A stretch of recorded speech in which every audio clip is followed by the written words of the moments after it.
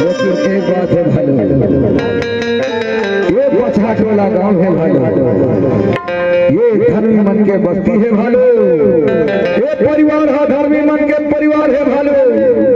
काबर जान तक पापी पेट के सवाल है भालो, कोनो मन 1 रुपया 2 रुपया जरूर नहीं भालो, चिंता करे के कोनो बात नहीं है भालो, जरूर नहीं भालो। सुरताला राखे रे